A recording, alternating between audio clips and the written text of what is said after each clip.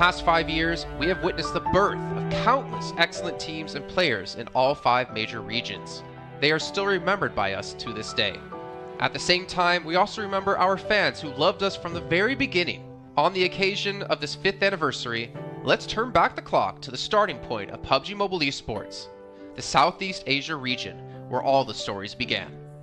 As the first world-class event, PUBG Mobile Star Challenge gathered professional players from all over the world. With continuous development, the 2019 PUBG Mobile Club Open Global Finals is undoubtedly the most exciting event. 2019 Fall Split Global Finals, ladies and gentlemen, give yourself a round of applause! Among the countless rising stars, one shined particularly bright. Bigatron Red Aliens, a team from Indonesia. Bigatron Red Aliens!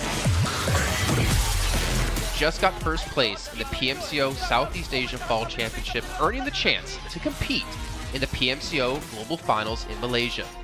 In the subsequent prelim stage, intense competition kicked off immediately. And finally, they advanced to the Grand Finals in second place. BTR demonstrated impeccable strength in the competition. By the end, BTR was leading the lobby by a significant 106 points, bringing the first ever championship title to the SEA region.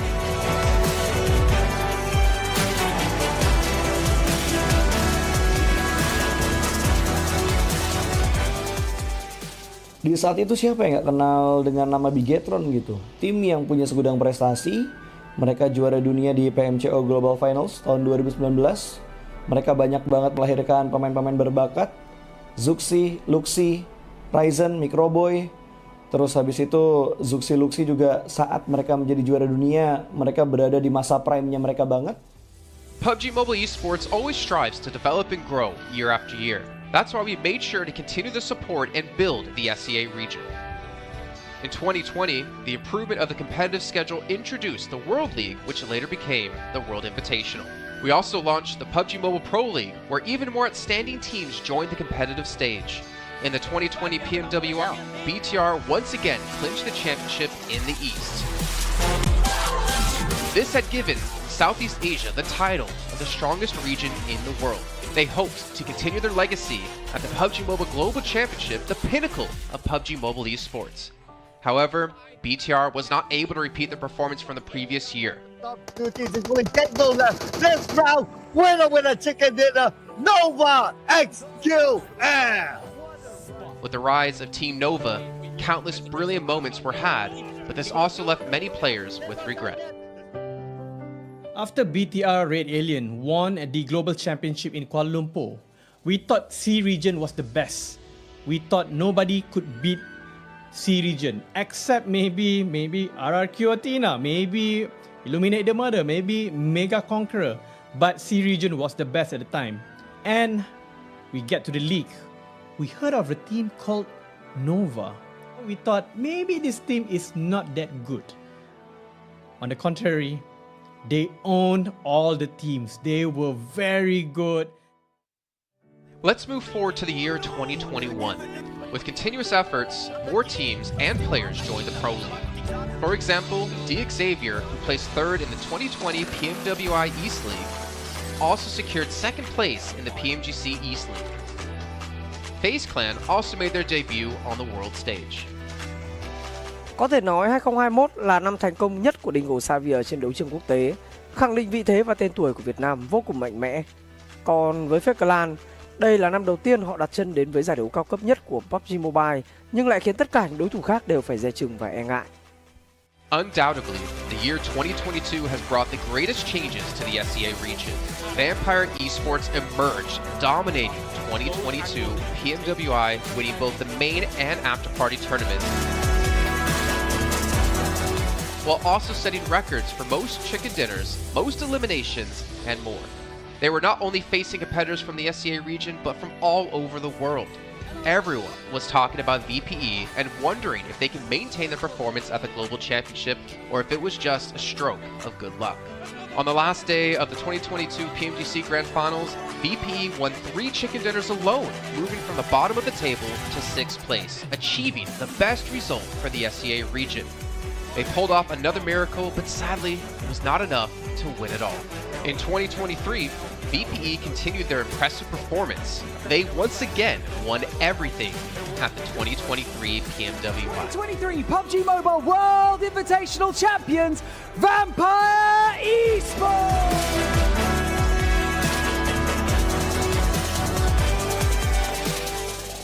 ก็ย้อนกลับไปในปีที่แล้วนะครับเอาจริงก็ผมมองว่าน่าจะโอ้โหไม่มีใครที่จะมองว่าทางฝั่งตัวแวมไพร์จะซักเซสได้ถึงขนาดนั้นนะครับเพราะยุคนั้นเหมือนทุกคนจะโฟกัสไปทางฝั่งตัวอินฟินแล้วก็เฟซแคทที่มีแบบว่าผู้เล่นดังๆนะครับแล้วก็ถ้าจำมันได้เหมือน PMGC ปีล่าสุดมากินไก่แบบเบิ้ลติดๆกันในวันสุดท้ายเหมือนเอาจริงน้องๆก็เคยบอกเลยว่าเฮ้ยเราเครียดกันไปหรือเปล่ามันเป็นตัวเองดีกว่าเล่นแบบปล่อยจอยได้แบบจอยเลยสุดท้าย3 ติดจบอันดับ 6 ของโลกซะอย่างนั้นนี่นะครับแวมไพร์สปอร์ตเหลือเชื่อจัด But don't forget, Alter Ego, an Indonesian team, showed a very strong performance by winning the Super League twice. The SEA Super League was an upgrade to the previous championship, which by many is considered to be the most competitive league in PUBG Mobile.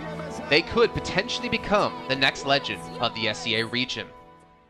Untuk dibilang legend, gue rasa belum sih untuk Alter Ego. Walaupun mereka sempat ngedapetin back-to-back champion untuk di PMSL 2023, itu menurut gue hanya sekedar untuk ngasih pembuktian gitu bahwa Indonesia tidak kehabisan pemain berbakat. Ya mungkin contohnya Rosemary gitu. Datangnya dia ke Alter Ego tuh bener-bener jadi ujung tombak untuk Alter Ego. Dan gak berhenti di Rosemary. Masih ada Alpha juga yang didatangkan oleh Alter Ego untuk mengisi kekosongan atau kekurangan dari Alter Ego.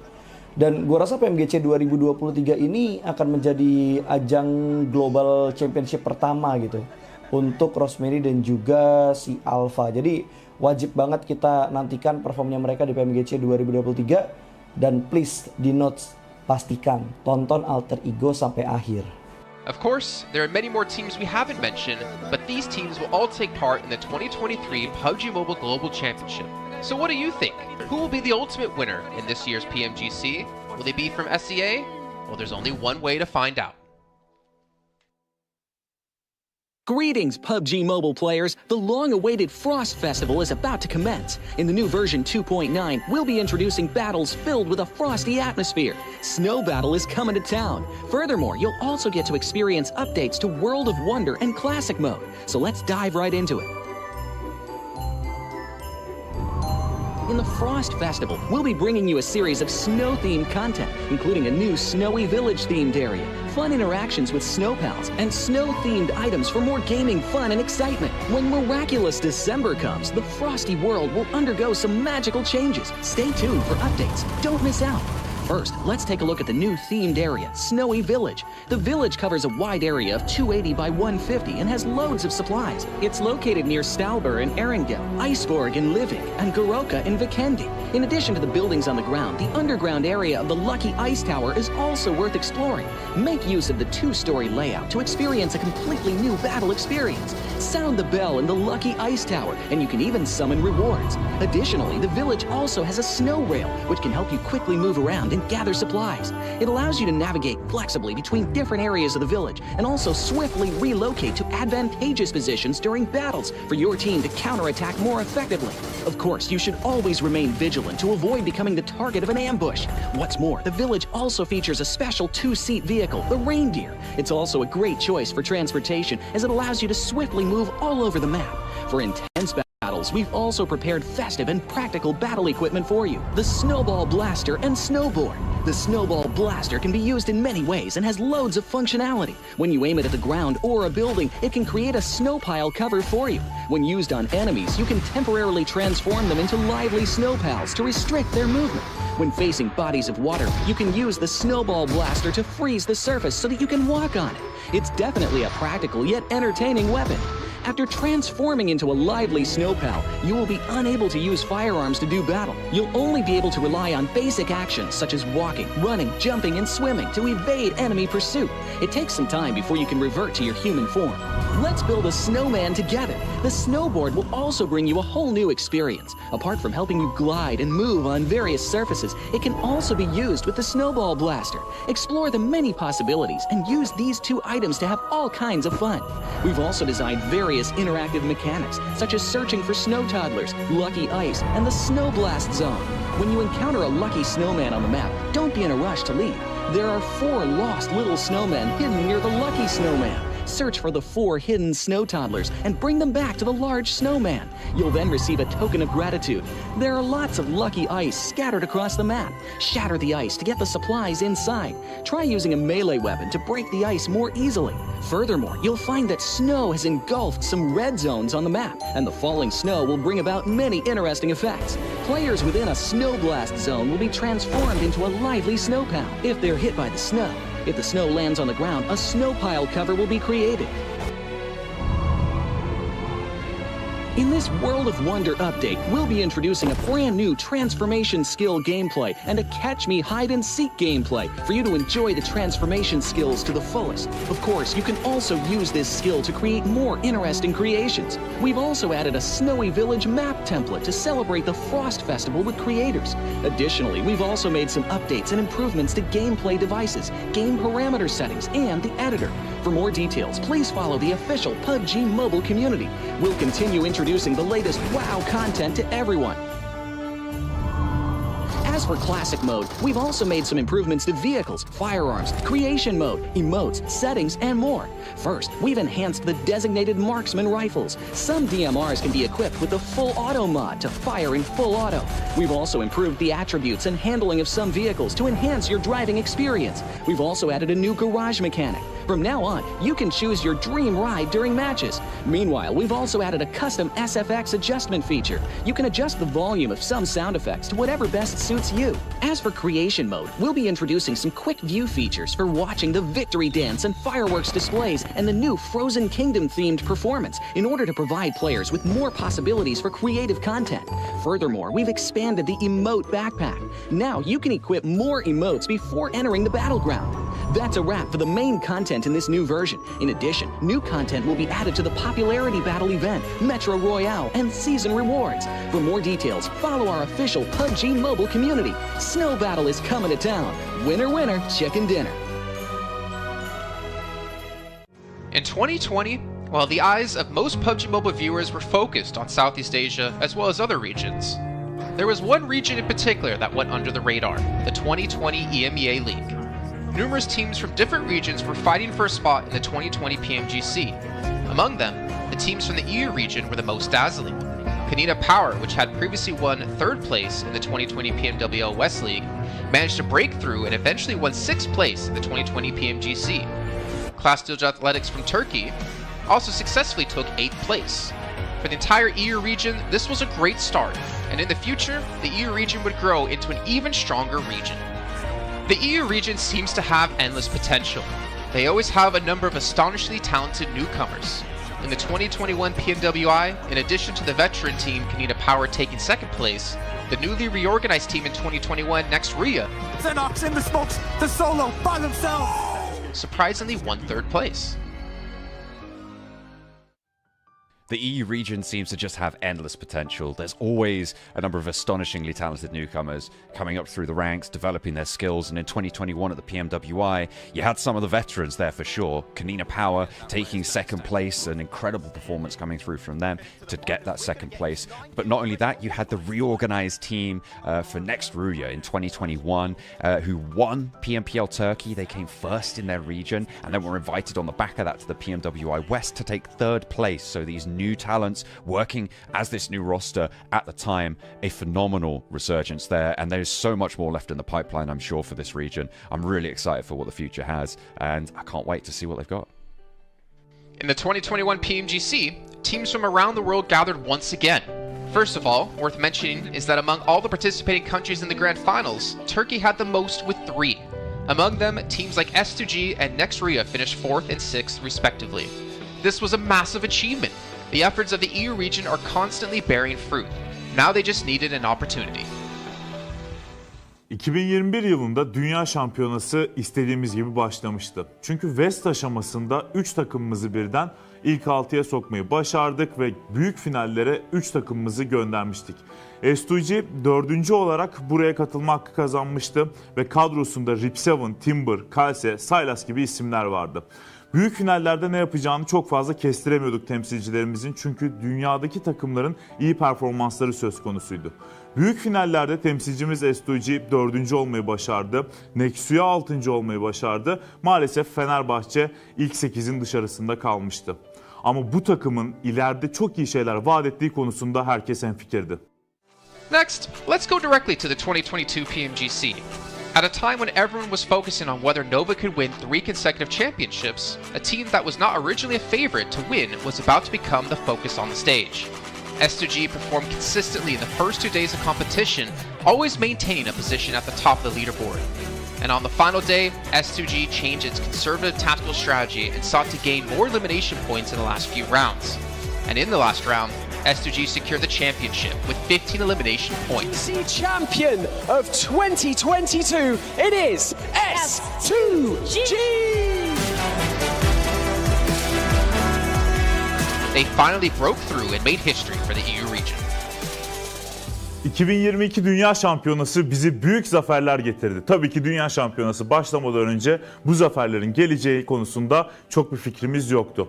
S2G kadrosunda bazı değişiklikler yapmıştı. Takıma yeni katılan oyuncular vardı. Özellikle Reis ile birlikte takımın form seviyesi gerçekten çok yüksekti. 2022 Dünya Şampiyonası finallerine 2 takım göndermeyi başarmıştık. Bir tanesi S2G, bir tanesi Fireflux.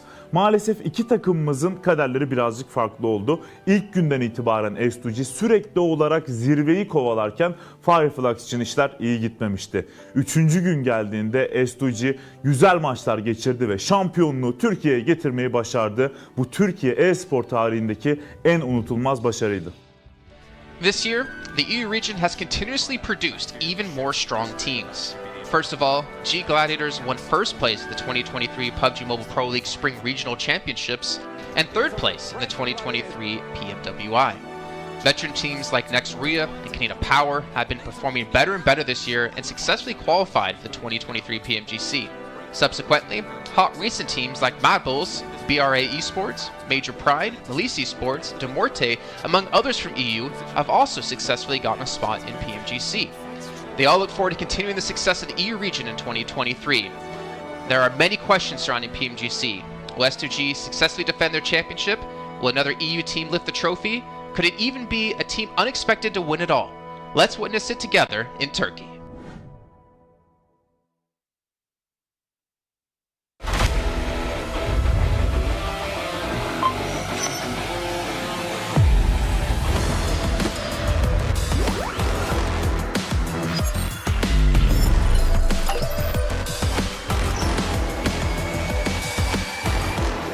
Gold Investigator.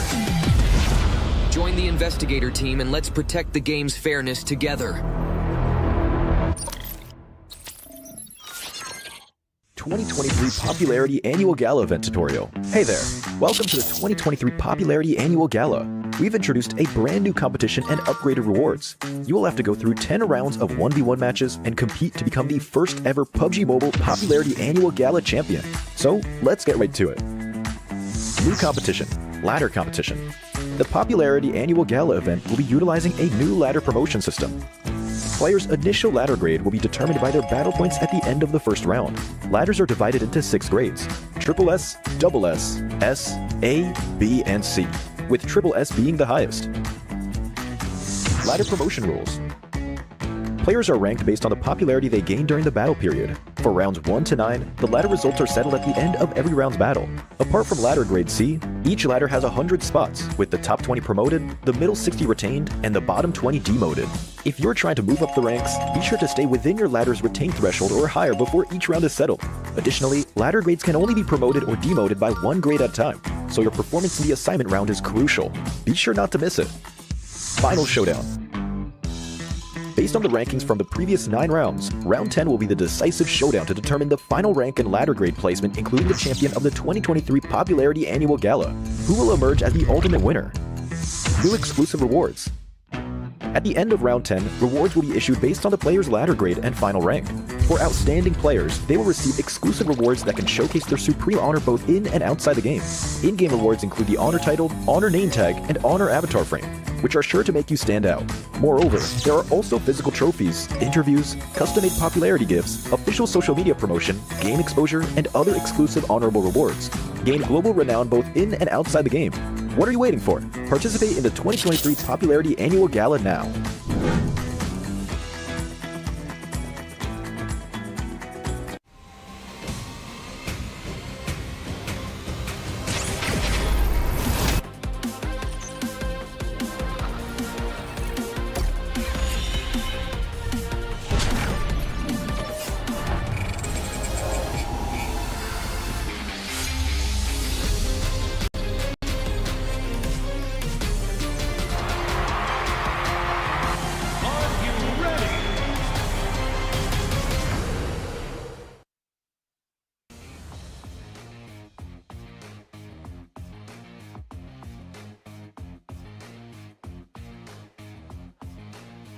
Welcome back to the PMGC 2023, and this is going to be the last chance stage here. And I'm live in Malaysia, Battle Arena PJ, with me none other than Potato coming out from Alter Ego. Now starting off our questions and brief interview for the day. Now, for Alter Ego, you guys were PMSL champions back-to-back for 2 seasons, but it feels like there's a lot of challenges for you in the PMGC League stage. What was the biggest difference if you compare during the PMSL and even the PMGC now? Oke, jadi buat Alter Ego sendiri, kalian itu back-to-back champion di PMSL dan sekarang kamu berada di survival stage PMGC. Jadi apakah perbedaan di antara PMSL dan PMGC itu sendiri? Oke, kalau perbedaannya menurut kita sih dari segi adaptif di tim-tim global ini ya, karena dari segi adaptif atau adaptasi mereka sangat-sangat kuat lah. Jadi mereka nggak ada patokan mau gameplay gimana, jadi mereka menyesuaikan dari segi gameplay. Okay, if you ask me the difference between PMSL and PMGC, most of the team at this PMGC, they know how to adapt with the situation. They don't have like one specific play style or they want to play passive or aggressive. No, they're not doing that. They just adapt with the situation and improvise from there. So I guess that's the biggest challenge for them as well then. And now, based on yesterday's matches, are there any adjustments? Since today is your last day playing as well, you have to wait for tomorrow. Will there be any adjustment for your team to make it for the next stage and get a better result? Oke, jadi buat hari ini adalah hari terakhir buat Alter Ego sendiri. Apakah menurut kamu sendiri ada sesuatu lah yang kamu ngerasa bisa nggak kamu lolos ke survival stage nanti gitu? Apa yang kamu harus lakuin buat kamu lolos ke survival stage? Apa yang harus kita lakuin sih pastinya lebih ke mematangkan kesalahan kemarin ya. Jadi kita belajar banyak dari kesalahan kemarin. Kita benar-benar adjust lah untuk hari ini karena hari ini kita terakhir bermain dan grup green besok masih grup red dan yellow masih bermain. Okay, so for me from Alter Ego, we want to do our best. We already touch up our mistake. We already learned from the past, and yes, of course, today group green and versus red, but then red is gonna play in tomorrow. So I think we're gonna perform really well so that group red is not gonna qualify easily to the last chance. Now I'm gonna touch that for a bit more. Since you mentioned about your mistakes yesterday, and it's so hard to actually identify your mistake in a very short time, can you state out some of the mistakes that's quite major for your team? Ya, kamu ngomong-ngomong, kamu ada ngomong tentang permasalahan yang terjadi lah, mistake-mistake yang terjadi. Bisa nggak kamu cerita sedikit aja, apa salah satu contoh mistake-mistake yang terjadi di kemarin hari? Mistake yang kemarin terjadi sih kita belum expect sama keisengan Semnan ya. Jadi benar-benar dari semua map kita benar-benar dekat sama dia dan lumayan mengganggu gameplay kita lah.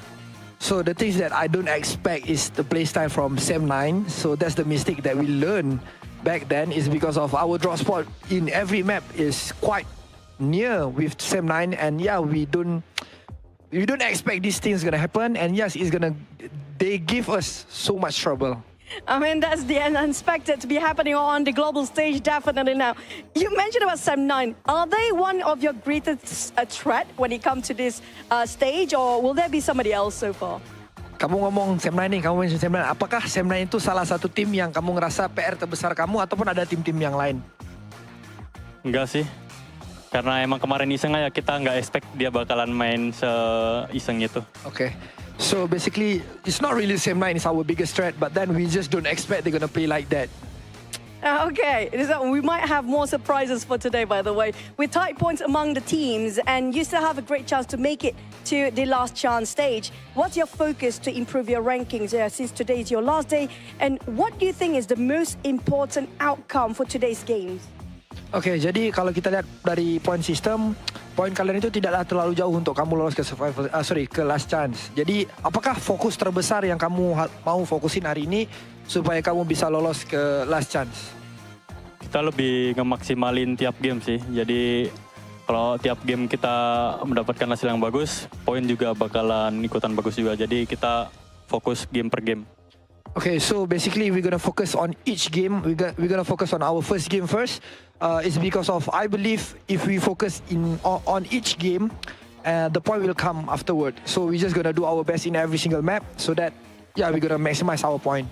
I agree. It's one step at a time, one thing at a time as well. But we're done here on Stage Live. We're going to toss it back to the casters. Good luck, all the best for all the teams out there competing, especially when it comes to Green Group. Today will be the last day performing, and the next day they have to just wait it out. We're just going to toss it back to the casters. Casters, take it away.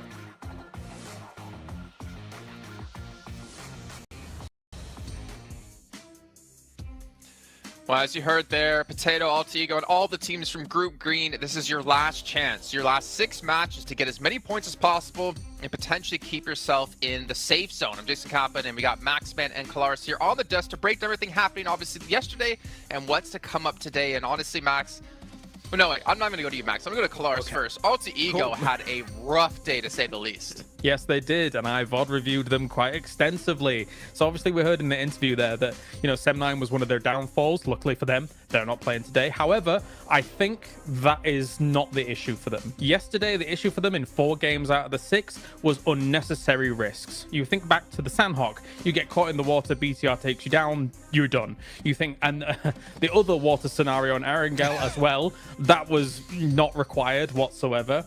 The first game on Erangel, where they're coming late to the circle, they're trying to go for a central spot. You're too late. Try and play edge instead. Again, another unnecessary risk. And then finally, Sem9 on Erangel being able to take them out when they're trying to find cars, right? So all of these unnecessary risks that they're taking could be easily mitigated if they're just playing a bit more mature PUBG Mobile and trying to play a bit more of a controlled style. Well, there you go. Before we can hop into some more analysis here, Max, I know you're just ready to talk. Got to remind you guys at home about the Infinix GT10 Pro official smartphone here at PMGC 2023. And while you're on your new lovely device, make sure you check out TikTok with the tag PMGC 2023 to find out some stuff behind the scenes, hopefully some interviews, hopefully anything for you guys to watch. And of course, if you do post about the event, make sure you use the hashtag as well. But Max, as you heard Colors break down Alter Ego, there's another team out there we really have to focus our attention on, a team who had a special invite into the group stage. It's G Gladiators. I don't know. I don't know if I want to talk about them. I'm making you talk about them. I don't know if I want to talk about them. I mean, Gladiators, we expect more, right? I still believe in the Gladiators cheese. They're going to cheese until the very end here, Jason. They're going to maybe qualify to the survival stage, to the last chance, should I say, with just a few points. But I want to look onto other teams possibly, because we got also a big shift of groups, right? And one of the few teams that's been added to the mix today that I'm especially excited to see play is going to be Nigma Galaxy. They played exceptionally well back in their Group Red, and especially with Coops, he was the second top fragger of his group.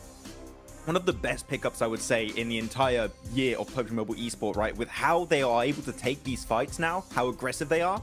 I'm especially interested to see how they're going to fight for their spot in Pachinki on Erangel against, I believe it's Deek Xavier, how that really unfolds. But Nigma Galaxy has to be one of the teams that everyone is looking at to qualify for the grand finals, so they're a very big favorite for me here going in these matches. I'm hyped for them. I'm also hyped for Duxan as well, because South Korea, let's go. Here we are. Oh. They're awesome. They're awesome. And I mean, to be fair, they had a great start to their group initially, and they kind of fell off slowly as time went on. But I've said it multiple times, as South Korea constantly gets more and more days, more games on the board, they're great at assimilating information. All of their teams, all of the teams that qualify for PMGC. So I'm hoping for Duxan to prove big here again today. That was great analysis about Gladiators, by the way. I was going to say, well, that's great stuff to talk about, obviously, Nigma Galaxy and Duxan. But, Max, I really want to hammer home about Gladiators here. My attention, actually, are over towards potentially Inco Gaming, because, obviously, they've seen their brethren teams of Alpha 7, of Loops, of Influence Rage perform pretty well. I'm curious to see if they can rise up and be another Brazilian strong power team. But also, and Hyper, because the roster they ended up fielding in Group Red wasn't the roster they ended up fielding in Americas, or the team they ended up fielding in North America PMPL.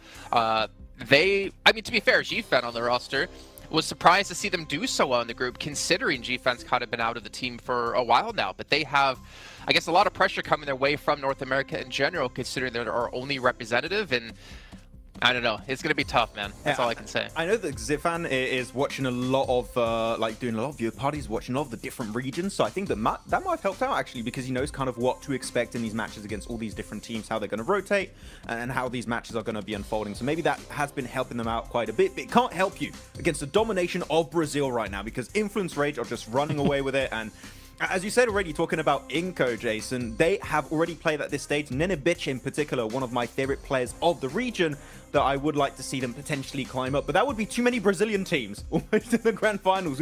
They can't beat all of them. That's not possible.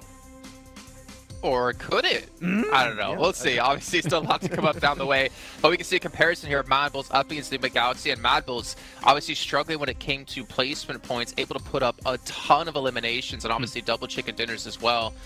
We could see just obviously the performance when it came to group stage, quite different when it came to eliminations. For me, Enigma Galaxy, I do feel like they were the one surprise for me, especially out of Group Red, to not advance through to the grand final straight away. I mean, they just fell short of Morph by a few points here and there, because Enigma Galaxy had a great start, and we know this team as a very formidable roster. I mean, I think a lot of people put a lot of stock in if Coops is gone, then if he's eliminated early, then maybe they don't have much legs to stand on, but I don't necessarily hugely agree with that. Of course, he is a force to be reckoned with, right? And somebody that is going to be sitting very strongly with him, as you can see here with the 43 eliminations. But this team still is able to play a macro game, even if Coops is gone. It's just that he is quite the powerhouse to speak of.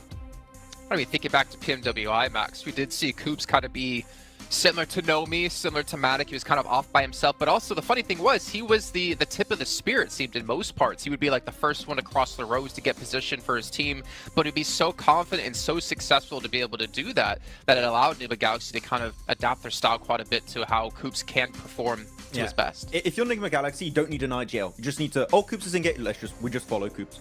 Enable him. No, just enable Coops, exactly, to kind of take these fights, because clearly, as you said, he is the spearhead of these scenarios. He is the one that is leading the charge for this fight, and a lot of the time it's very successful when it works out that way. And the rest of the team, sure, they can frag out. We know Lord, we know Freak, we know how Rauf can also pop off in these matches, but clearly it's just the setup around Coops. If he gets knocked, pick him up. You want to keep him alive as much as possible, which is what I wanted to see almost from Quest with Al-Hajj, but it's just not been the case. Al-Hajj has been going out early, so it goes to show how important it is to keep a star player like Coops alive until the very end, because it increases your odds of winning those matches pretty significantly. So yeah, I hope that it's going to work out for them, though. If you're looking also on this graphic, Radio Seal, currently Reject, we had some great moments, right, Kalaris, in the group stage, but they've been a little bit invisible currently at the start of this tournament. There's still a bit of time for them to come back and hopefully qualify for the last chance, but Reject have not had the start I was expecting, and that might be also off the back of that long break between Group Green and now this point of the tournament. Honestly, I have a bit of a grim outlook for Group Green, in my opinion. We'll also take a look at some of the highlights, because, I mean, you've got 6 of their teams not able to make it happen yesterday, right? I think Alter Ego was the top out of those 6 teams with 22 points, and that's kind of why I focused on them a little bit in my VOD review from day to day, because I do feel like Alter Ego is the one that can try and get out of that rut that Group Green has put themselves in yesterday, because it is their last chance today. So much so that I do believe that Alter Ego will make some big changes coming in today. Like, for example, I think that they're going to go north on Sandhawk because N-Hyper goes down towards Camp Charlie, which was a backup drop since they moved away from that northwest island, for example. So we'll see if that actually pans out here today. But yeah, I think they've got a tall mountain to climb as Group Green today, for the most part. I will say this, I'm 100% in agreement with you, Claris, but one thing we can't forget about is that the difference between 16th place and 8th place is 15 points. Now, obviously, if you're Melissa in the situation, that's over doubling your points, but it's not that big of a gap at the moment, so it's really going to come down to those potential 1, 2, 3 points. That means whether you're into the last chance or your unfortunate PMGC run will be done. So it's still extremely close, but yeah, it is kind of eye-opening, Max, as we look at Group Green just struggling down towards the bottom of the leaderboard. Yeah, actually, I got a few numbers right now. Group Yellow, on average, have 40.5 points. Group Green have 26.3. So there's a pretty significant disparity between the teams that are between these 2 groups. It is going to be a bit rough. There's room for them to, of course, catch up here, but as we know, for the survival stage, it's only 2 days. The team of Group Green only have 6 matches remaining to have an impact on the leaderboards. And after, I mean, Kalaris in esports, this is always the worst scenario to be in. You just got to stay and watch and just hope that the other teams around you don't perform well, which is the most insane situation to be in, because you just cannot have the impact you're hoping for anymore. No, for sure. It's a terrifying prospect to actually kind of stare down. For Rejects, of course, I think that obviously right now they got themselves 17 points yesterday. Compare that to the group stage that they had, which was 188 points in total. For me, I don't know if 2 days is enough for Rejects and rotating lobbies for them to gain traction, because Rejects' performances came in the latter stages of their group as a whole, compared to some of the earlier days and the early results. That said, as well, there's some uncharacteristic numbers that came out from yesterday. Procedure, for example, only 10 eliminations across 6 games. This is a team that can get that in 1 game, no problem, considering what we saw from them in the group stage. So my eyes are also on them, aside from Alter Ego, because I just think that they're capable of more. 100%. I completely agree, and unfortunately, just not seen out of them and the Twins. But you know what? Obviously, rotating groups. I think for me, as you kind of mentioned, right? Like we have rotating groups. It kind of doesn't favor some of the teams. But for me, PMGC is always about finding the best all-around team because there's so many different kind of mini tournaments within tournaments, right? You have your group stage where you play out the same teams over the course of 3-4 days. Then you have this event where you have rotating groups. You have to be adaptive. Then you get to the grand finals where it's going to be a sprint, or I guess the last stage coming up in just 2 days where it's really a sprint, right? With just 2 days of play. You got to be good all around. And we're going to find the team to be just that, hopefully, very, very soon. But one team I did want to focus on, just really quickly, because I want to throw this out there in case it happens. Influence Rage. You're so far in the lead, there should be no chance you're ever going to fall into the bottom 8. Do you start to hot drop on some teams' potential, start to kind of put yourself in rotational paths of some of the teams, well, not obviously not them because they're not playing here, maybe Mad Bulls is a better case in the situation, to punish teams and prevent them from potentially qualifying? Because Influence Rage will come tomorrow, Mad Bulls is today. We always theorize this, and it pretty much never happens, right? But I want to see it! You want to see it, okay, but other teams going to take that risk? I'm not quite sure. You could do it if you want at the second half of the day. I think now is a bit early to do that. You're safe. You're not 100% safe, so just... Mad Bulls? You don't...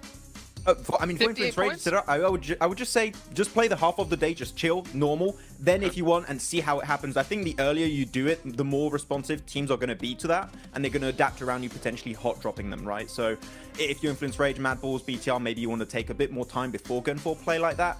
I don't know who you'd want to pick out. Maybe Rejects, maybe also Gladiators right now could be a team to take down. I don't know. Could be. I have a thought. I do think Mad Bulls is relatively safe. I mean, considering that I think that the performance will continue here throughout the day. I think if you were going to target anybody based on these two groups alone, I wouldn't even mind looking towards Procedure for on Erangel. If you think about their potential rotational paths from something like Yasnaya going up against kind of Rozhok, sometimes those can potentially clash from time to time, and Erangel is the most, as we all do our little things, please sir, I want to be next. You know, I think that could be a target. If they were going to do something, I don't know whether they will though. I'd even go on Alter Ego, to be honest. I think that would be a good team to take down. Maybe. They could be a threat. I mean, that's a good point. If you prevent people from hot dropping you when we get into the last chance stage, then it means your position's going to be a lot cleaner. You're limited in games. You have a better chance of qualifying through. But let's see what's going to break down as we're heading to our first match of the day with Sandhawk. Going to throw it over to our commentators, Jack and Blink, to take it away. Thank you, Jason. Oh, it's exciting already because I kind of like the way you can see we're all there in anticipation. It was cool. I like the way you kind of had, you know, we're in school blank. We want to get our opinions. Oh, in. yeah. Because even me and you were speculating, we're theory crafting. It's sick, man. This week's going to be so damn good. Like, the quality of games yesterday was great. If that carries on, I'm living for it, Blank. Yeah, I mean, we were having a little chat behind the scenes there. I mean, to be honest with you, there's a lot to talk about here. You know, you have some of these groups here that are now playing their last day. It's Group Green. This is their final day today before we head in towards tomorrow. Everyone gets 2 days of play between both the survival stage and that last chance. And some of the players, some of the teams in Group Green are in real danger right now. It's a stressful experience. U2 Alliance, they look happy, they look ready to go, they look very, very excited to get things on the road here. They had a pretty good upwards trend over in their group. Didn't start off so strong, but ended it quite significantly well. Obviously not getting in towards that direct invite stage, but yeah, for Group Green, things do get a little tough here. And you know, we were chatting about, like, you know, there's really only a couple of teams from Group Green that we actually thought were fairly decent towards the end of it, and it kind of felt like the group of death. But the more we look into it, the more we see there's actually some very, very good teams in some of these other groups that definitely deserve more praise. Absolutely. I think that's sort of the speculation that we had when we came to this agreement. You know, like, looking back on it, in retrospect about the rose-tinted goggles or green-tinted goggles, really, the upper echelons of that group were absolute masterclass, right? Even Reject Tokyo couldn't be lumped in with that, with how well they were playing over that week. But since coming into this, well, hang on a minute, hold that thought. It seems like hot drops are happening, Blank. What's going on here? Straight into the action. Is that Mad Bulls under pressure already? It is Inco versus Mad Bulls here. And we saw this versus Mad Bulls in the very first day of their group versus Falcons. They lost their hot drop, but they're used to it now. They're expecting something to go off. They've already found one knock off the bat here. Let's see if they can find any more, Jackie. How far can they go with this then? Fleek getting the reload off instantly, trying to assess the situation. Now, Mad Bulls always feel like they were hit with pressure on Sandhawk. Even back in regulation of Group Green, they were being tested for control. Inco are the ones that are starting to show up here, though. Early damage done. Fleek down by the DBS. Another knock coming in, Blank. Bit of a trade, but now we're seeing them both be severed. Lots of damage across either squad now. It was one apiece, but Inco were able to get that res off there. Vitali will finish off Fleek in the meantime. Zerich desperately trying to hold his own. Becker trying to head down the stairs. Nice little peek out coming through from Inco. Only one Mad Bull left remaining, but it's Tulika. He was having a fantastic day yesterday. Not about to let this game slip out of his hands, but he's only got one teammate left to bring up. But a huge amount of damage onto Squash. Last player alive, Tulika. Can he clutch this out? Oh, is it going to be burned clutch like a used car salesman? Drop down for Squash, seeing if he can clear his way through as the bullets come flying. Tulika calls for the backup of his teammates, rotating further over so he's got room to try and pick him up later if possible. Doesn't peek off the back of the bait of the movement either, so Squash still holding. Frozen expires, and it's all on Tulika for good. No chance of getting his teammates back, so worst case scenario has happened here. Even if either one of these solos get away and give up the final elim, you have crippled yourself coming into the opening game today. And this is it, Blank. They've got to roll with the punches now. Yeah, Nima Galaxy also having a little peek in here with Ralph off in the distance alongside with his teammate. So this fight is not going to go well either way for both squads right now. Tulika is on the broadside, will be spotted almost immediately. This shotgun that Squash has found himself alongside with the SK-12 that he's currently holding on to, it is just stressful to deal with now for Tulika indeed. One shot will be enough to take him down unless he's at distance, but for the Mad Bulls, this is still sort of an important fight to win out on, right? You do not want to be losing your spot in Ruins. You don't want people to be feeling like you're an easy prey come towards that direct invite towards the PMGC, that global championship. So for anyone watching, all the other teams that are already qualified, you know, Mad Bulls having to put on a bit of a performance here, a bit of a display. Goodbye.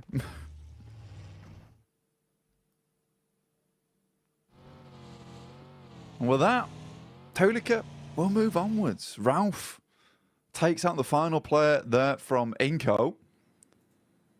Difficult stuff ahead now for Tulika himself. Be moving forward here, Jackie.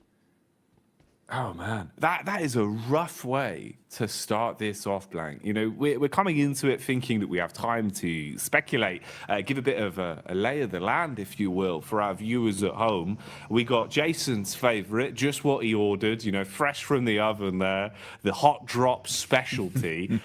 Mad Bulls just walking away with just the one man as well. The worst case scenario, really, Blank. And then a third party to steal that last elim. Ooh, wrap that up in a neat little package. If that isn't a little taster of the sort of shenanigans we're going to be seeing today, then I don't know what would be. You know, maybe like a beef stroganoff. Yeah, I mean, for some of these teams, some of these squads, right, it was kind of interesting because we were sort of speculating, is Mad Bulls going to want a hot drop? In the end, they have to, but it's Inco who does engage that. And I think for Inco, maybe not the greatest thing to happen. I mean, we were talking about how, you know, here on Sandhawk, you do want to try and get as many points as possible, squeeze out as much as possible from this map, because you're only going to see one of it anyway. You don't want to go heavy on these games. Tixie all by his lonesome here. No one else to help him. He's got a DBS versus the three-man squad here of Quest. Easy, straight around the corner. Easy two-pump, double barrel action. Straight into the face of Kitsune as well. Causes him to go bounding around like a very aggressive bunny rabbit. And he's put the foot down, Blank. At least hits onto a one. The sprint out as well. Basically just offering themselves up as sacrifice there. Those are some freebies for Gladiators. You get the response in as well for the situation. Get everyone back on their feet. You're going to be happy with that.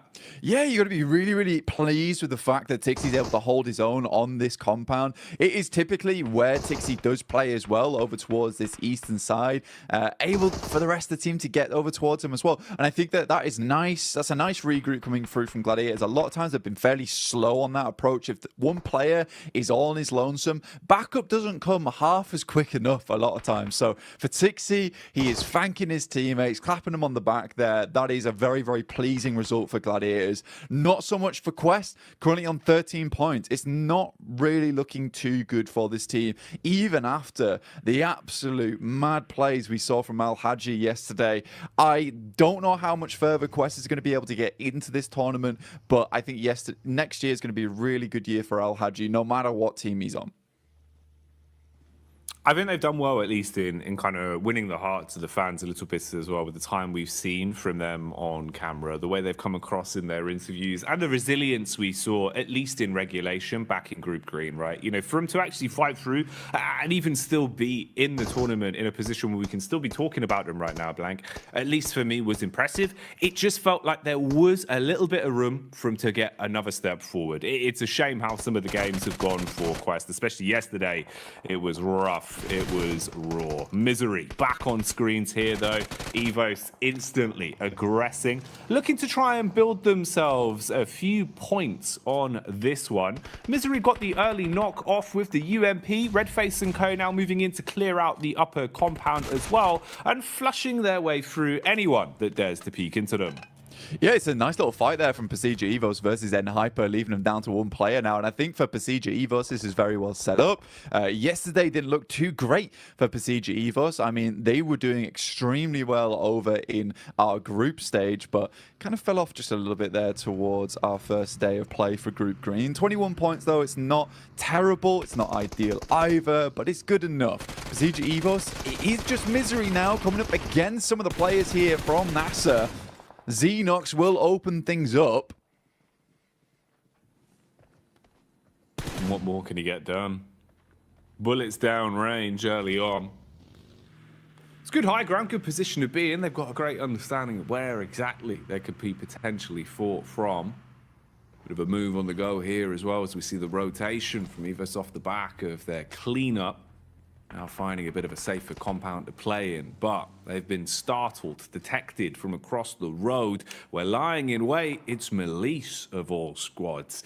Hit and miss yesterday, Blank. Honestly, to be fair with you, mate, I feel like we saw a truer test of them, at least in Group Green. You know, from what we saw yesterday, it felt like they were struggling a little bit. Even CEO later, there were times where it felt like this guy was a bit of a one-man army. I don't feel like he was as quick to the mark yesterday. I'm hoping, obviously, with a day of rest, you've come back in a little bit more fresh-faced today.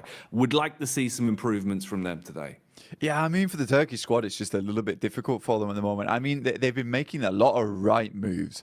And I think for an edge team that likes to kind of read into opponents' movements around the map and cut the legs out from underneath them, they did a good job of it in terms of theory, right? In theory, where they were playing, it was all fantastic. Then they were going down to these engagements. They weren't always able to win it out very cleanly with a four-man squad going onwards and just clearing from there. And they ended up just losing games very early on. And this kind of the risk with playing edge a lot of times whilst you're holding out and guarding those edge sides is that if you get into an engagement there, you lose it, right? There's not much chance of getting very much further into the game. For other teams that like to leapfrog from edge and then send towards a kind of a middling position between the center of the circle and the outer side of it, you have much more chance to get further into the game and maybe pick yourself some pretty consistent placement points off the back of it. And we had a really good conversation as well yesterday, or even this morning, actually, bloody hell, mixing up my time zones, all going so quickly right now, where we were talking about, you know, look, some of these teams yesterday just came out absolutely swinging, and I think in this format you have to, whereas other teams sort of got in their own heads a bit.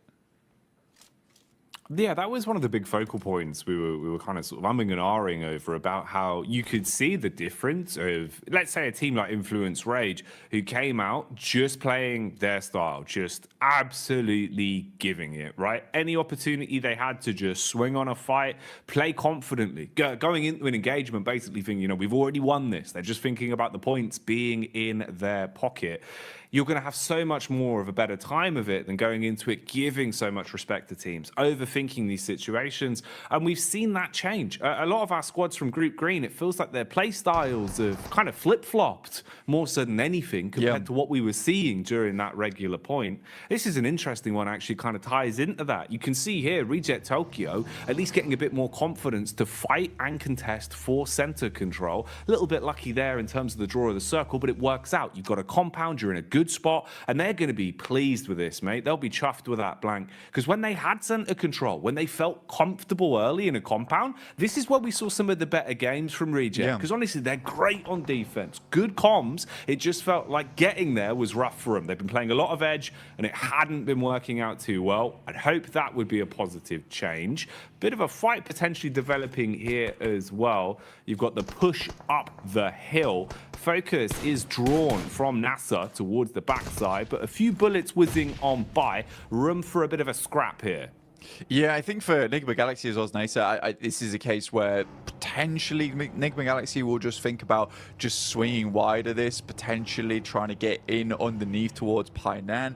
I think Enigma Galaxy is a team that is very well known for some of their more smart rotations. A little bit of a scout there from Ralph. He's in very much danger now of taking a knock. Luckily, the vehicle is going at a strong 90 miles per hour. Alter Ego zooming in towards where Reject is playing. Already Octa gets taken down here. They try and take control of one edge, but Reject has penned them in, locks them into one location. Now the nades can start to come through. There's a lot of damage off the back there. In the meantime, Duxan does take down Ralph. We talked about him earlier being very, very low. Pins pulled on the nades for Alter Ego, looking to see if maybe there's a way they can defend themselves with these bad boys. Problem is, they've already taken so much damage. Reject Tokyo setting themselves up. They're trying to reset in terms of the defense and readjust what positions they're playing from so they can support each other a little bit easier. There is nades in play as well. Reject Tokyo normally very good on lining up those double nades. That could be something to come back towards. For now, we'll see what's happening up on the hillside as well. There's been a bit of commotion here. Teams have been making their presence known, and that high ground control is going to be worth its weight in gold the longer this one goes on. So pressure being applied there. Rotation coming in as well. You got Alliance on the move as they start to make their way over. Drop in the smoke so they've actually got some cover to work with. And you'd need it because Melissa are close by and they're eagle-eyed, Blank. They've got eyes like a hawk. Yeah, for Yudu, this is probably one of the toughest rotates currently happening on around the map, where they're sort of locked in between DX as well as Malise Esports, and DX has a fantastic control of his high ground. Something we saw a lot from them yesterday is identifying some very strong positions on the map, but also being really good at holding them down. Not necessarily always in compounds, just in certain areas of the map where they have that high ground control. They can play around a little bit of hard cover and go from there. Circle moves very hard towards that north side. Now, that is a little bit of grace given towards MB Esports. They can use that to their advantage. You do Alliance, they take a knock in Flax, and a quick heal goes over towards Fatar there. So very, very immediate response from Yudu Alliance, but I don't think it's going to be enough here. I think they're just caught on with the worst end of the stick out of the lobby. Probably the only team that's going to suffer in the next minute or so, I would say.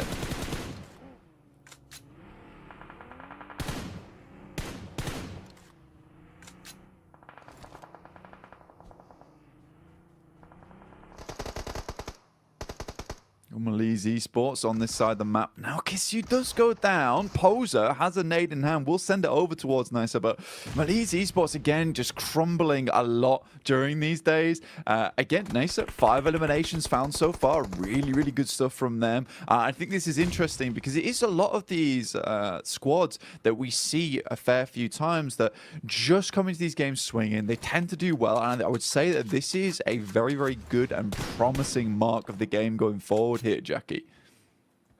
I'd agree with you, man. It feels like, actually, you know, we're getting into a bit of a groove now, a bit of a stride for some of our teams. A lot more aggression displayed early game as well here with the culmination of the two groups we have in today's lobby for survival stage.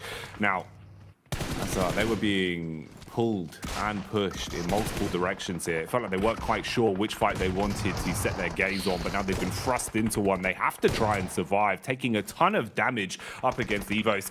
Good lay of the land from Link as well. Knows to look towards the distance, can see just over the ridge side where his next opponent is coming from. They've got an understanding of where exactly he's playing towards, but with the bullets connecting, they're going to start to farm up these elims. Melise, meanwhile, are crashing down as well. This is UDU Alliance still trying to push over that hill. They've been doing this for quite some time, Blank, and maybe it's going to start to work out. Nice connection onto Levites. He's dropped and finished off for good, and they're still pushing in. Yeah, Cluck's doing a really good job here. I actually like the thought process we saw from UDU Alliance. Unfortunately for them, DX follow them down on that south side, which is a really cool play from DX. You don't a lot of times see teams chasing on this situation. In the meantime, Reject desperately trying to hold on towards their central compound. They left it, they moved towards that north side, but they did face off versus FaZe. But they're currently still in a strong position. Gladiators, for them, this game is very, very important. They already started things off really well with a 4 eliminer. It would be absolutely strange and weird circumstance that we see Gladiators get the majority of their points done on Sandhawk. As we know, they are horrid at this map. This is a map that they do not find a lot of success on, but already they're up to 7 eliminations. With 4 players alive, this is starting to be a really good run for them. There's an itch in the back of my brain just reminding me of one of the Sandhawk games we saw from Gladiators quite some time ago, Blank. And I just remember it starting off in the same kind of way. When the pressure's on Gladiators, when it feels like, you know, the story's not going to happen, the crazy comeback towards the end is never going to be there. It feels like finally that Cinderella story won't be written. Something like this happens. We've seen it before on Sandhawk. I don't know what causes them to play like this sometimes, but they've certainly had their breakfast this morning, and they're coming out with some fibrous maneuvers, looking very solid in the moves they're making. 7 elims to the name, Blank. How much longevity have they got on this one? We'll keep our eyes on it because Gladiators need a good game, and the individuals are playing to prove that. Yeah, they desperately do. Right now, facing off versus Duxan, not an easy team to go up against. MBE Sports, they lose Fistboy on a knock. That's to DX, who are doing a really good job over on this eastern side, just clearing their way through. Up to 3 eliminations now. Alter Ego also chiming in. Bit of a better rotate from them over towards this south side, able to take over that compound that Reject were holding on to. I think a lot of that comes off the back of the fact that Gladiator was able to get some really good pot shots between the windows, knock some of the players from Reject. Very much slow them down, bog them down. More nades sailing in from Gladiators, taking out the remainder now of Duxan. FaZe spots out some of the players from Gladiators, will take some pot shots towards them, over towards that western side. Chow gives his life for the rest of the team, but it's just Paragin now. With Lamborghini down, he is able to get in, but this is more of a survival game for them. Great circle here for the Gladiators. The last minute men, as usual, very much feels like back towards my university days where the deadline's looming and then suddenly I'm in the library for 24 hours. That's how it always goes with Gladiators, man. I sympathize them with a lot, Blank. I'm the same. Unless the deadline's there, it's not getting done. And that's the way they play. And honestly, it's working wonders for them right now. Again, you know, with every time we're looking over to them, they're starting to build up more elims.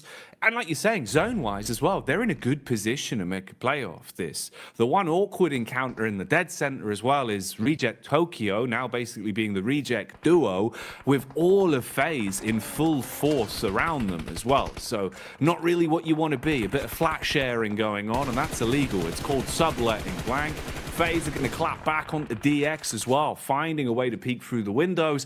An assault onto Paragin. That's an unlucky knock.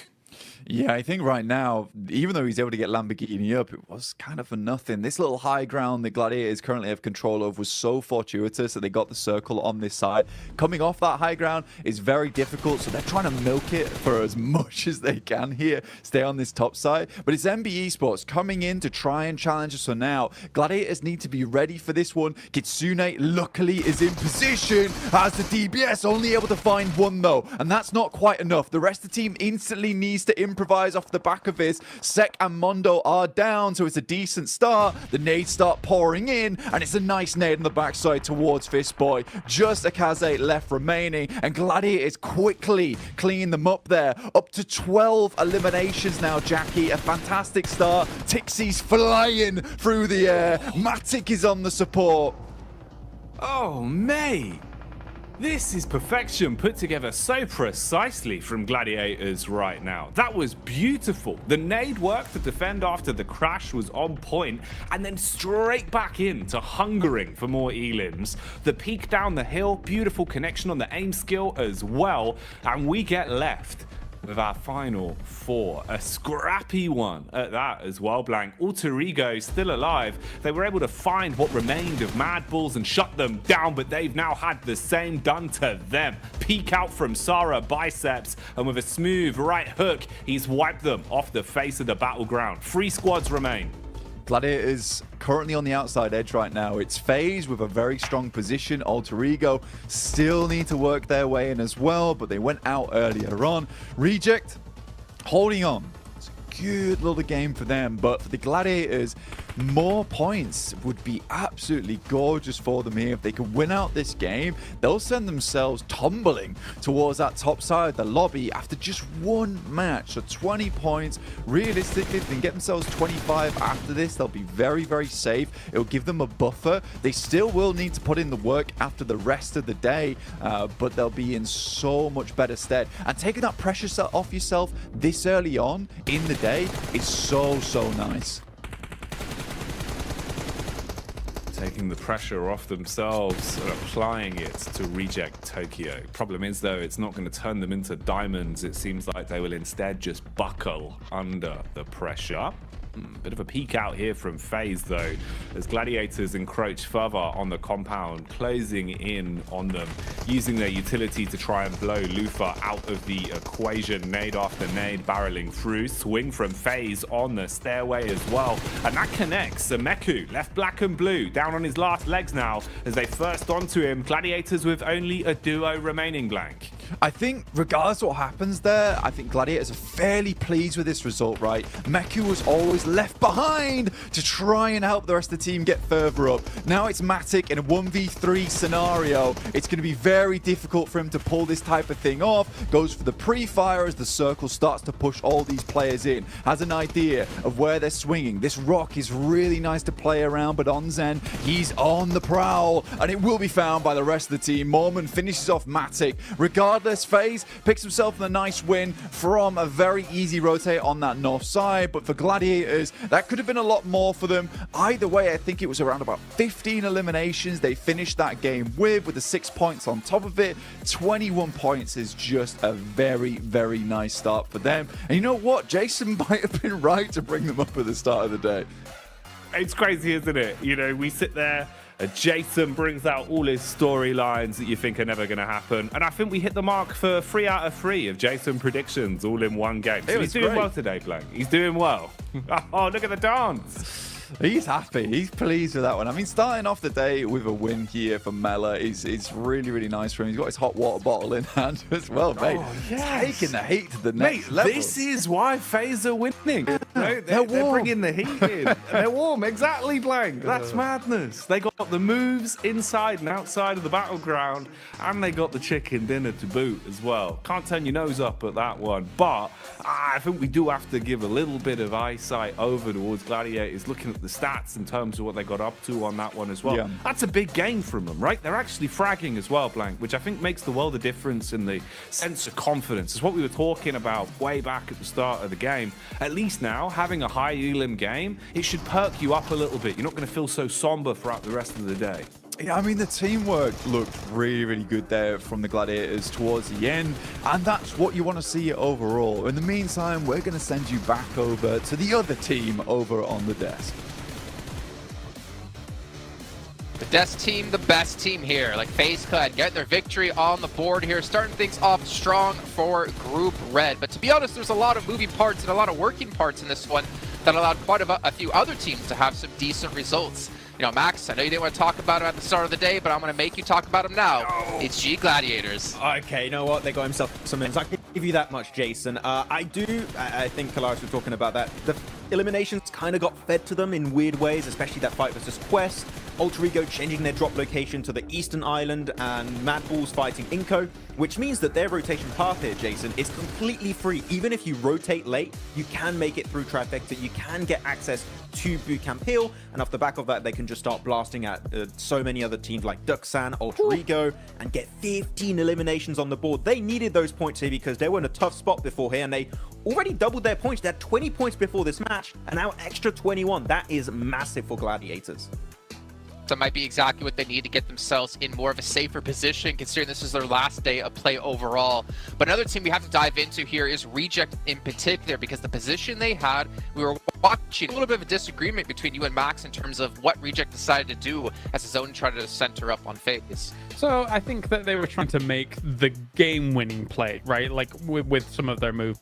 They start in Trifecta, they had a 2-2, and they go to the compound, which in our region we see always as a focus point for some of these circles mid-Sandhawk. Now, they realized Alter Ego's coming in behind them. They made a ridiculous blitz through. It was risky, but they actually got a lot of points from it, 8 points in total. That's by the by. Rejects here from this point on tries to leave this compound and go north towards FaZe. I think they already took one elimination off of FaZe, so they knew that they were weakened, or in a weakened state, but it was very slow, very unsuccessful trying to breach the position of FaZe here. So I like that Rejects was a winning move, but it materialized. At least they got high up in this game, I suppose. Yeah, I think that the situation they were in with Alter Ego playing the Road Trifecta compound is you want to work with Alter Ego and stay in that compound for as long as possible to gatekeep other potential threats later on down the line. If you stay there with Alter Ego, you eliminate Name of Galaxy, Deke Xavier, Duxan. You can also maybe eliminate some players of Gladiators as they're getting pushed down Bootcamp Hill, and off the back of that, you can transition through the rocks, maybe make over to FaZe. I think that was the better approach, but to be honest, the moment Deke Xavier died, right, Kalaris, they could play those rocks and survive super fine to the match. So it ended up working out, but I think there was maybe another option available. But that's the cool thing. There's so many ways to play it that you don't know which one might be the best at the end. I mean, yeah, I get what you're saying, like a symbiotic relationship in that compound for a little while. The thing I look at it is that they got third in this game, and would they have probably have got third if they'd have stayed in that compound as well? Yeah, probably. Yeah. But would they have got first? Almost absolutely not. So I think that, you know, they were trying to go for it all, and obviously it didn't pan out. Yeah, and again, trying to make those plays that are really important for them, considering Reject coming into this one from Group Green. So they only have, well, now 5 matches left to go. They have to get as many points as possible. They have to make sure that to make the right decisions, though, as we did look at a drop as well between Mad Bulls and Inko. And Mad Bulls, a team that it really doesn't matter for them, right? They're pretty much safe into the last chance. For Inko, though, at least them trying to scrape by as many points as possible. I think they got 3 with the eliminations. They're realizing, okay, well, this is not going to work out. Let's try to salvage with something, but they have to maybe look forward now to the next 5 matches. Yeah, you don't forget the best part of that fight here, Jason. You just Raouf come in like, sit down. just get rid of them right away. That was a good bit. That was a good bit right there. But yeah, it's a hot drop. It is normally Inko that would have to change that drop because Mad Bulls, as you touched upon, Kalaris, during that game, are already so comfortable. It is currently their fight to win currently in that position. If they win it, they clear it for the last chance. And Inko, they're just going to be maybe completely out of that position from the get-go. So yeah, Inko, cool. It's fair enough. There's only 1 of these maps per day. But you might want to try and think of avoiding those as much as possible because it can really impact your results over only 2 days worth of play. That is such a small amount of time that these hot drops can really impact your position.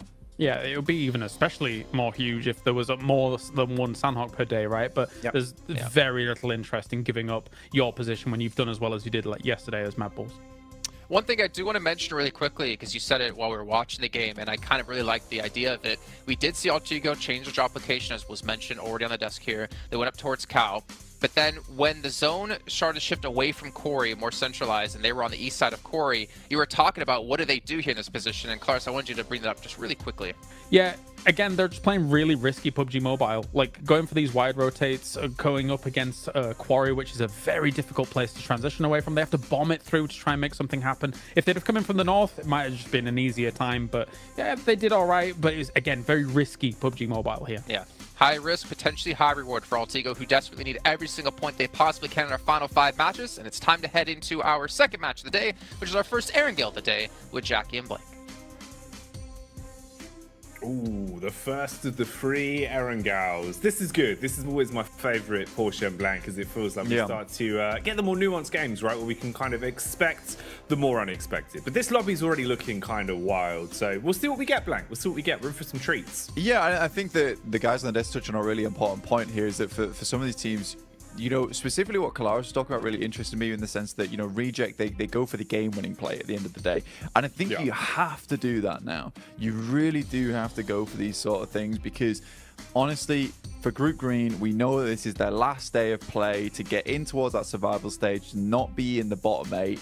And again, because you are the group that's playing the first 2 days in a row, you don't play the last day, you don't really know what marker you're aiming for, right? You don't know where that bullseye lies, because no one is on that 16th position where it's just fixed, and you can think to yourself, we only need to get this amount of points to get in. So you have to push it to the max every single game, and I think that some teams are realizing, I would say too late at this point in time in Group Green, that they have to go for these game-winning moves. That had to come through yesterday. It absolutely had to come through yesterday. I think Mad Bulls took their fate into their own hands very quickly, as did Influence Rage, who have more than secured their position over towards the last chance phase. At this point, I think they have 77 points, something ridiculous at this point in time. So I think for some of these teams, maybe it's coming through too late.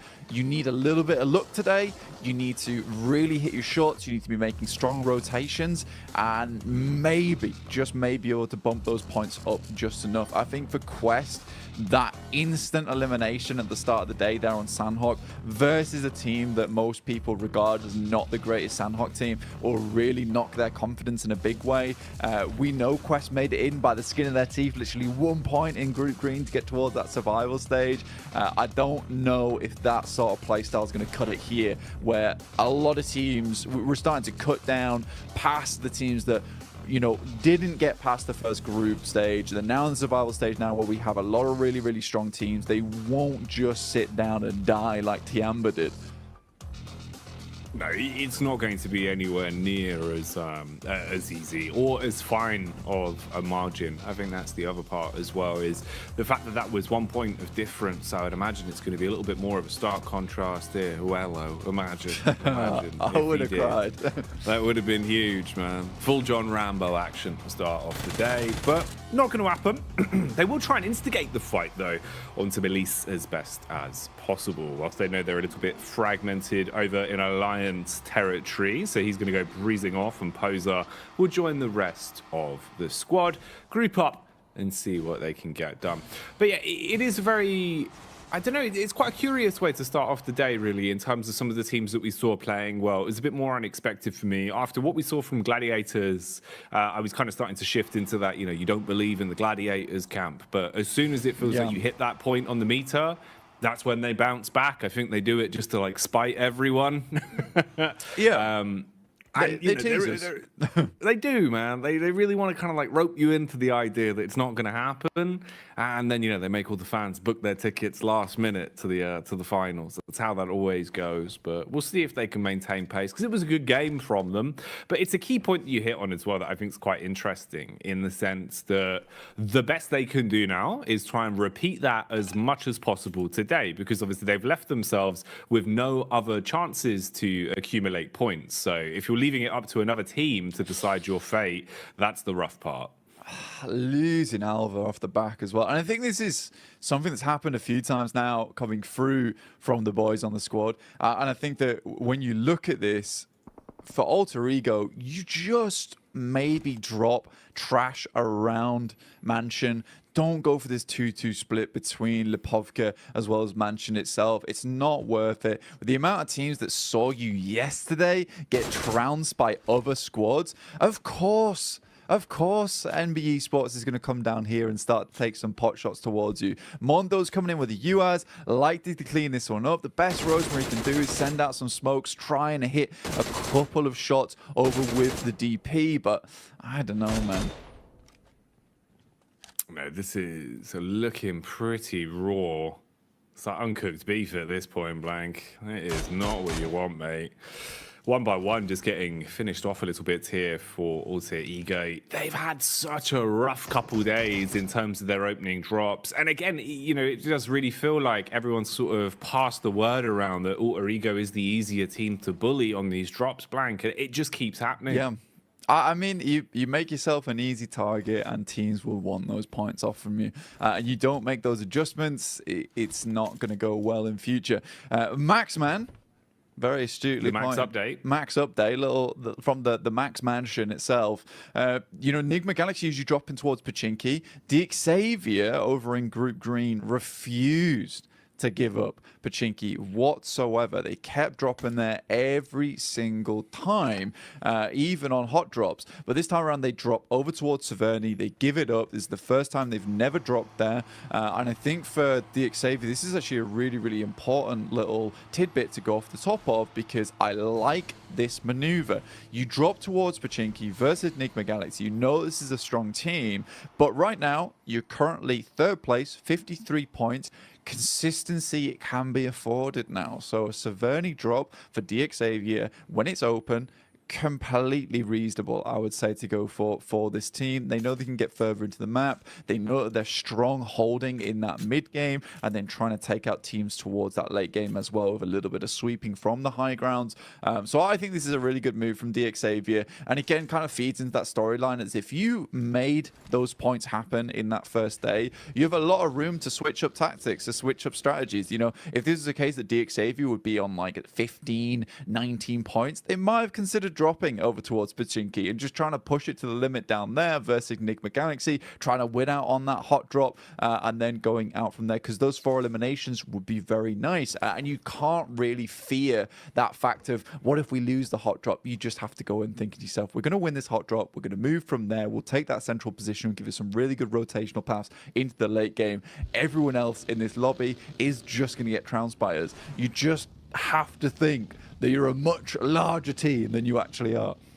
Yeah, you've got to embody the stature, right? Make it, look like it's hard for you to fit through doorways, that kind of stuff. Build the confidence up by making yourself feel bigger than you are.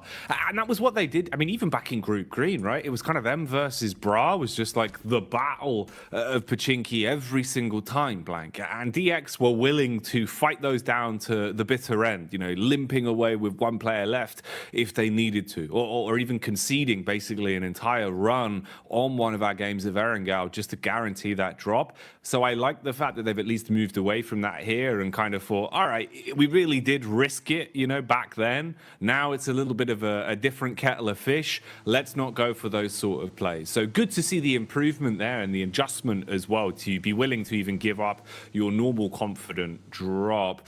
Man, drop is a word that is synonymous with Alter Ego at the minute, though, as every time we look towards the Elim feed, it feels like it's Rosemary that's just taking bullets from miles away. It's so unfortunate for AE for the way these games have been going. But again, here, they're just exposed. You've got a line of sight. MBE just keep putting the pressure on and Blank. Yeah, I think for Alter Ego at this point in time, it's just not looking good, right? And I think we said this multiple times at this point. There had to be a change coming today. Kalaris gave some really good points. There was some very risky rotations. I think this one in particular was a risky drop as well. I think you can go for risky drops where they provide you a bit more of an idea of actually getting further into the game. But when you're dropping over towards Mansion and then split dropping in Lepovka as well, and you know that Procedure dropped towards Yasnaya, MBE Sports drop around this location as well, you're sort of playing with fire at that point in time. There is just an opportunity to, look, give up on the scouting early on. We have a very good read on where most of these teams move in from, just from watching a lot of the other games that have happened throughout the group stage. Let's just go for a 4-man push over towards Lepovka. We'll split out. We'll try and sweep up towards the top side of Kameshki and move down from there. There's a lot of good little pit stops along the way on that side of the map. So for Alter Ego, again, a risky drop, which I don't think was particularly necessary here. The Xavier, kind of expected from them. Move up towards northern side, take the high ground control, and play off the back of that one.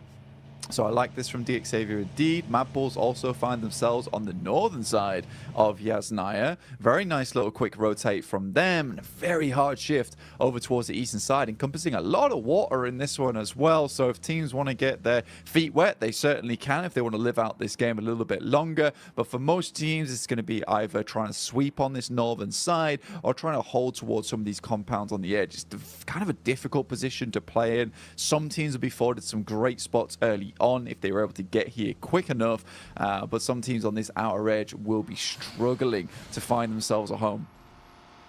Yeah, man, this is one that's setting up to potentially be a bit of a community swimming pool circle if it keeps up like this. About 40% water at the minute, so landmass really going to be important to lay claim to early. Try and set yourself up as quick as physically possible and don't leave it up to another squad to already claim all of the compounds.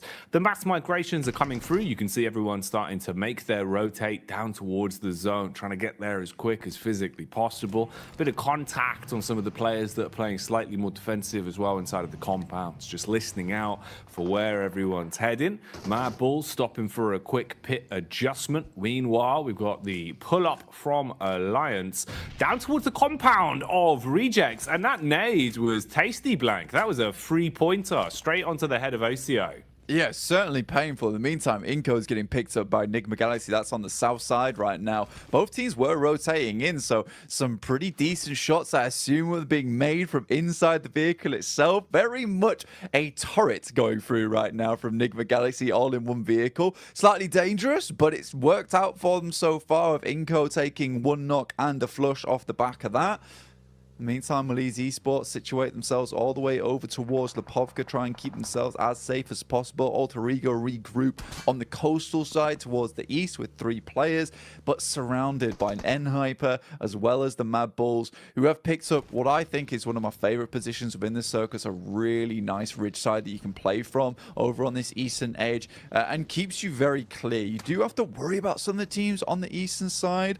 See right now, Enigma Galaxy just cannot find anywhere to stay. And this is what I'm talking about. If you come out on the edge here, you are going to be driving around a lot. And it's even more terrifying the fact they're in one vehicle, which is exactly why they try and get into a second, but not before Coops is pulled out of it. And Freak will just have to leave off the back of that. Man, it's so unlucky.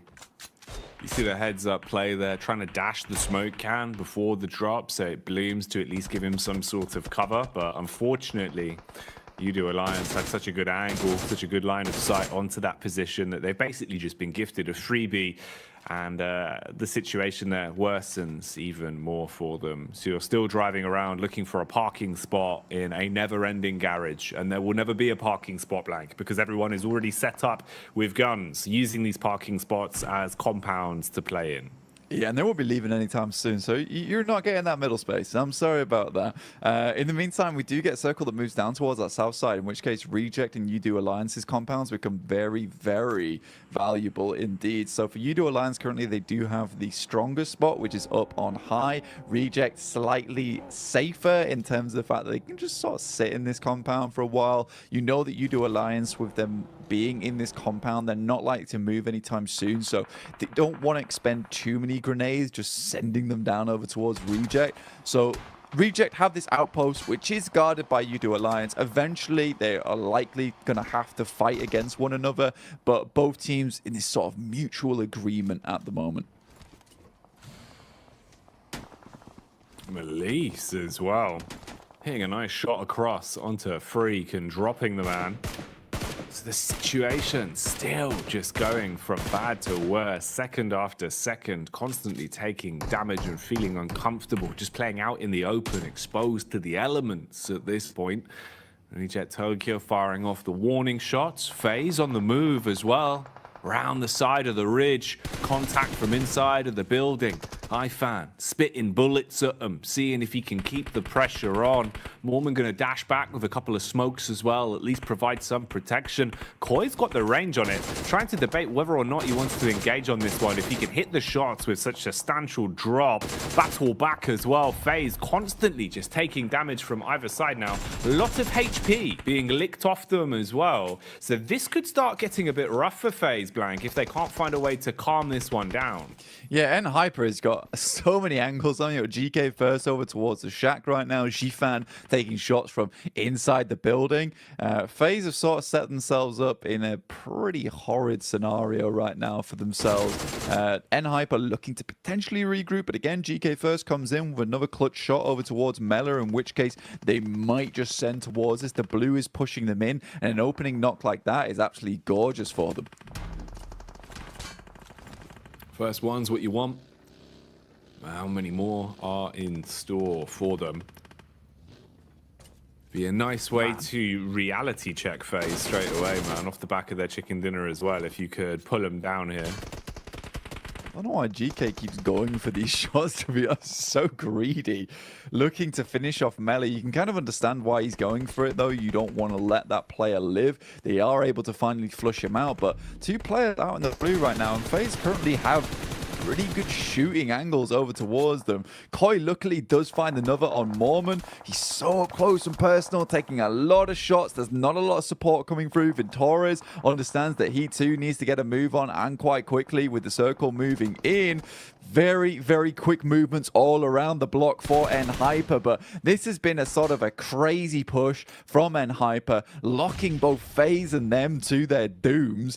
GK first even drops over there to the play zone itself. This has been a very, very odd fight. Gladiators looking to maybe get themselves slightly involved. Shifan inside the building, and Hyper actually indeed go down. Mormon as well as Ventores might be able to continue, and that felt like one of the weirdest fights coming through from Hyper indeed. I didn't like that whatsoever. Felt like almost a guaranteed hold over towards its south side, just given up by some odd angles being taken. Yeah, it really does feel like they've kind of both dragged themselves down. You know, we've no potential really successful outcome for either team in that situation. Very aggressive and very tunnel visioned in the way that they played it. So both squads basically being destroyed because of it. I mean, yeah, sure, FaZe still has presence at least, but hang on, hello, having a bit of power roll straight into Matic. Okay, misery. So I guess FaZe were in fact just a present for Gladiators, Blank, because they've given them one additional point there and given us some nice showmanship in the vehicle. Yeah, I mean, I think he realized it was over as soon as he started spinning out of control. Nice shots there from Meku. Procedure Evos try and stop off to get a little bit of scouting done and realize actually quickly put some gas in it, change the gears as fast as possible, please. Nice rotate from Procedure Evos. They do get in front of the guys from Gladiators, which is probably not what Gladiators were hoping for. If they could have maybe got a little bit further ahead instead of being stopped off there by the random player from FaZe coming through, maybe they would have been in a better position where currently Procedure Evos is, though. But you look at the lay of land now, where we're currently playing over towards the south side. Most teams you can see situated on the southern side of the circle, right? Just because this is providing the most amount of cover, there is so much open ground to traverse through if you're coming up from this northern edge. So MBE Sports Gladiators got a bit of a weird rotation to make here. Gladiators could take the fight here versus Procedure Evos and potentially move off from the back of it. But there's going to have to be some good nades, and Kitsune does not spot the player off towards his left. Ooh, Kitsune engaging with the nades early, looking for the jump down. Nice. He was ready for that one, Blank. Instantly spots Redface and will leave him quite red in the face after that uppercut from the DBS. Zerich from absolutely miles away, looking to get involved with this fight where possible, scanning the hillside with his eyes and keeping a nice understanding of the situation. Meanwhile, here we see MBE starting to dive in, an assault inside of the compound. Bullet after bullet, whizzing close close by. Nasa now re-aggressing as well, looking to try and push their way back through. Spam up close. Fist Boy needs to land an uppercut. Not looking too good for him though, as he'll go down to the spray. How on earth is he still alive with a trickle of HP blank? It felt like he was trying to 1v4 that with nothing to his name. I mean, Xenox did an incredible job there, but his quest coming in over towards Reject. They're holding on as best they can, and the crash is just not working out. Luther immediately gets inside. They want to keep hold of all 4 members here. They know they've got a strong position to be working with. Duello moves in, tries to clear out the player, but he gets a nice little sideswipe back in towards the door. Finally, it's over, as Tixi will pick up an elimination over towards Vahidan. But 6 eliminations for Gladiators. Once again, a pretty decent result for this squad. They'll have to push on through, potentially third partying down towards this position on Reject could be a good idea.